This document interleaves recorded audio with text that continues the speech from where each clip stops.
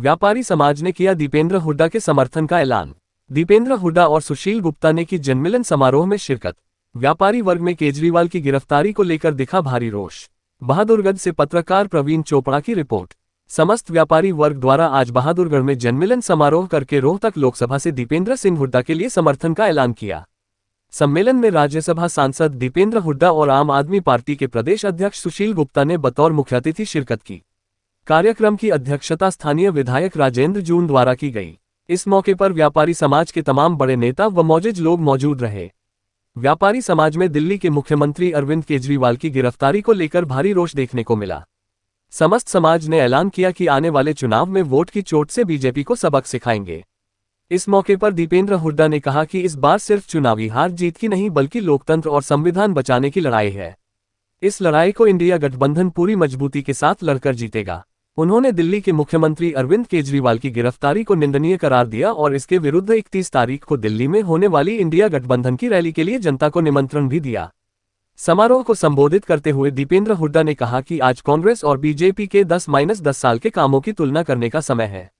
10 साल विपक्ष में होने के बावजूद कांग्रेस आज भी अपने कामों के नाम पर वोट मांग रही है, जबकि सत्ता में होते हुए भी भाजपा के पास गिनवाने के लिए एक भी काम नहीं है। बीजेपी सिर्फ ईडी, सीबीआई जैसी एजेंसियों का दुरुपयोग करके चुनाव जीतना चाहती है। उसकी लोकतंत्र विरोधी गतिविधियों का एक नमूना पिछली बार रोहतक लोकसभा चुनाव में देखने को मिला था और कुछ दिन पहले चंडीगढ़ मेयर चुनाव में भी देखने को मिला। लेकिन इस बार हरियाणा में इंडिया गठबंधन और जनता बीजेपी के तमाम राजनीतिक हथकंडों का मुंहतोड़ जवाब देंगे। दीपेंद्र हुड्डा ने कहा कि प्रदेश और देश में चल रही बीजेपी सरकार का पूरा कार्यकाल नाकामियों से भरा हुआ है। ये सरकार ना किसान को एमएसपी दे पा रही है, ना युवाओं को रोजगार, ना गृहिणी को महंगाई से राहत और ना ही व्यापारियों को सुरक्षा। अपराधियों के निशान पर सबसे ज्यादा कारोबारी वर्ग रहता है। अपराधी इतने बेखौफ हैं कि फिरौती, सरेआम फायरिंग और हत्या जैसी वारदातें रूटीन हो गई हैं। सांसद दीपेंद्र ने कहा कि आज अपनी जान बचाने के लिए व्यापारी बदमाशों को फिरौती देने के लिए मजबूर हैं। 2005 से 2014 तक भूपेंद्र सिंह हुड्डा के नेतृत्व वाली कांग्रेस सरकार ने हरियाणा से बदमाशों और गैंगस्टरों का सफाया कर दिया था। सरकार की साफ चेतावनी थी कि बदमाश या तो अपराध छोड़ दे या हरियाणा। लेकिन बीजेपी ने आज हरियाणा को अपराधियों की शरणस्थली बना दिया है। वो बेखौफ होकर वारदात करते हैं और आराम से बेरोक-टोक निकल जाते हैं। लेकिन एक बार फिर भूपेंद्र सिंह हुड्डा ने ऐलान किया है कि इस बार कांग्रेस सरकार बनने के बाद फिर से हरियाणा को अपराध मुक्त किया जाएगा, क्योंकि अपने नागरिकों को सुरक्षा देना प्रत्येक सरकार की पहली जिम्मेदारी है। अपने संबोधन में पूर्व राज्यसभा सांसद सुशील गुप्ता ने कहा कि बीजेपी सरकार व्यापारी वर्ग पर चौतरफा हमले कर रही है। एक तरफ अपराधियों का खौफ तो दूसरी तरफ सरकार की ईडी, आईटी, सीबीआई जैसी एजेंसियों की मार। ऐसा लगता है सरकार व्यापारियों को पूरी तरह कुचलना चाहती है। इंडिया गठबंधन की मजबूती और जीत देखकर बीजेपी और ज्यादा बौखला गई है। इसलिए जांच एजेंसी का सहारा लेकर विपक्ष के नेताओं को निशाना बनाया जा रहा है। गुप्ता ने कहा कि दिल्ली के मुख्यमंत्री अरविंद केजरीवाल को जेल में भेजना बीजेपी की राजनीतिक साजिश का हिस्सा है। व्यापारी समाज बीजेपी की इस साजिश का चुनाव में जवाब देगा। वोट की चोट से बीजेपी द्वारा किए गए अन्याय का बदला लिया जाएगा। रोहतक से दीपेंद्र हुड्डा को जितवाने के लिए आम आदमी पार्टी का कार्यकर्ता कांग्रेसीजनों के साथ कंधे से कंधा मिलाकर काम करेगा। हरियाणा के संपूर्ण व्यापारी वर्ग का समर्थन गठबंधन उम्मीदवारों के साथ है। यहां से इंडिया गठबंधन की बड़ी जीत तय है। सुशील गुप्ता ने कहा कि विपक्ष को पूरी तरह कुचलने की असैद्धांतिक नीतियों से स्पष्ट है कि बीजेपी लोकतंत्र में विश्वास नहीं रखती। इसलिए लोकतंत्र को बचाने के लिए विपक्षी दलों ने गठबंधन बनाकर चुनाव लड़ने का फैसला लिया।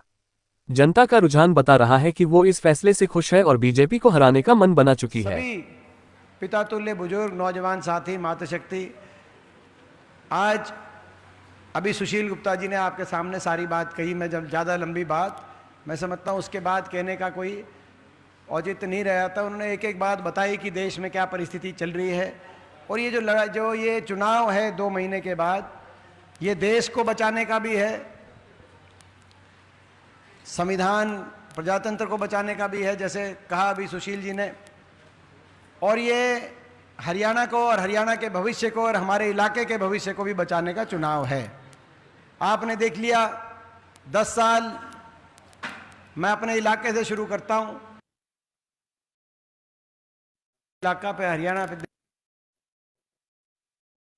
जब आपके आशीर्वाद से यहां से बतौर सांसद मुझे अवसर मिला और हुड्डा साहब के नेतृत्व में हरियाणा में कांग्रेस सरकार बनी, उस समय जो 10 वर्ष का जो समय रहा, उस समय बहादुरगढ़ के, झज्जर के, रोहतक के विकास की रफ्तार को आपने देखा होगा। तस्वीर बदलती भी आपने देखी होगी कि नहीं, देखी थी कि नहीं देखी थी, मैं आपसे पूछना चाहता हूं। वो ऐसा समय था, उससे पहले अगर हम याद करें, रोहतक का क्या स्वरूप था, बहादुरगढ़ का क्या स्वरूप था, झज्जर का क्या स्वरूप था, पूरे अपने इलाके के एक गांव के स्वरूप को याद करें। और उसके वो 10 वर्ष हम दिल्ली के नजदीक, जो बताई कि हम दिल्ली के नजदीक हैं, लेकिन इस इलाके को दिल्ली की नजदीकी का सुशील जी उतना लाभ नहीं मिला। ये पूरे हरियाणा का ये पूरा हिस्सा, दिल्ली की एक तरफ नोएडा, एक तरफ गुड़गांव, तो एक तरफ ये बहादुरगढ़, झज्जर, रोहतक का हमारा इलाका। सरकारें आई गई, लेकिन जिस रूप से इस इलाके के अंदर विकास कार्य होने चाहिए थे, विकास कार्य नहीं हुए। और इसीलिए जब मौका मिला, हुड्डा साहब के हाथ में कलम आई,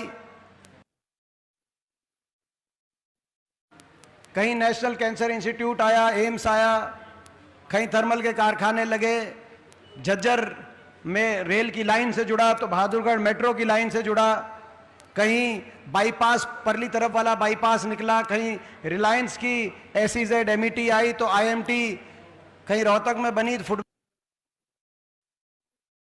में 30 से ज्यादा बड़ी उद्योग इस क्षेत्र में आए।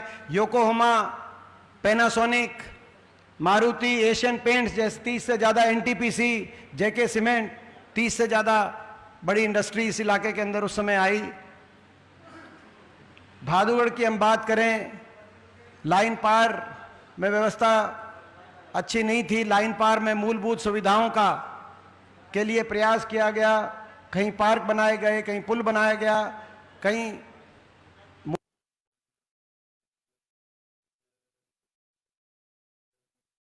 मगर 10 साल की सरकार के बाद, और यही हरियाणा की बात थी,